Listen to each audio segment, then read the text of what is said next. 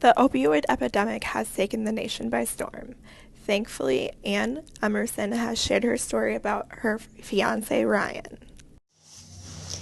Dreams shattered, my heart broken into a million little pieces. Ryan called to say he was on his way home. I had no clue that the words we spoke to one another on November 28th, 2017 at 1:26 a.m. would be our last. I can still hear their conversation in my head like it was yesterday. Ryan said, "Baby, I'm on my way home. I'll see you soon. I love you." I replied, "Okay, I love you too. I'll see you when you get here." Then suddenly, my worst nightmare began. My name is Ann, and this is the story of my fiancé Ryan, a wonderful man, son, and brother, and his battle through addiction, which took his life December 3rd, 2017. Ryan has used heroin and meth a few times here and there, encountering a couple overdoses, one of them putting him in the hospital on life support for 8 days because he had aspirated vomit when he overdosed. He suffered a minor brain injury, causing some memory issues from this overdose due to the lack of oxygen. But thank God, other than that, he was going to be okay. Ryan's life turned dark when his brother Eric lost his life to a heroin overdose on October 27th, 2013. Ryan was in prison when his brother overdosed and died. Sitting in solitary confinement alone, Ryan got the horrible news one prays to never hear. When Ryan came home after Eric died, he began drinking daily. Steel Reserve, as it was Eric's favorite, and also whiskey. A liter a day he polished off. The only sober time that he really had was when he was in jail.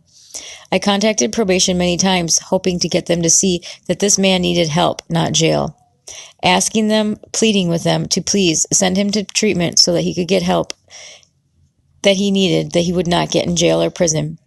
But they never listened, and they wondered why he kept ending up back in jail. They tried to have him do drug court. However, he felt they saw him as just another junkie going through the system. Unfortunately, Ryan was the first person in the history of Anoka County Drug Court to get kicked out. He then did inpatient treatment that was short-lived, as 90% of the clients there were using methamphetamine, and Ryan wasn't strong enough yet to say no, so he relapsed while he was in the treatment program and got kicked out, which put him right back in jail for the last 4 months of his life. Ryan came home from jail after being locked up for 4.5 months on October 30th of 2017. On November 28th, 2017, Ryan was given heroin mixed with fentanyl and or carfentanil, a strong synthetic opiate.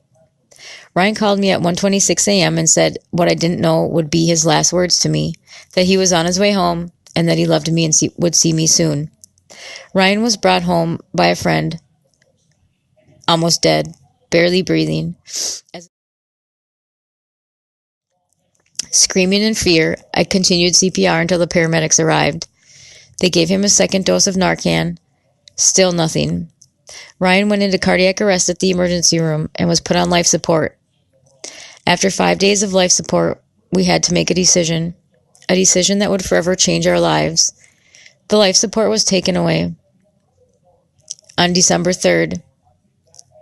At that moment, my heart stopped breaking into a million little pieces as I sat there holding his hand, watching the love of my life take his last breaths. And I believe that Narcan should be readily available over the counter, as it can be a life-saving antidote, especially with heroin.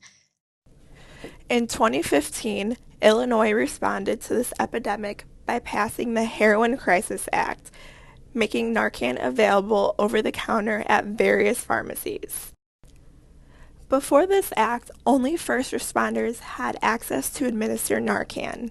Shockingly enough, the two most dangerous drug-involved cities in Illinois, Chicago and Rockford, their police departments do not carry Narcan or administer it.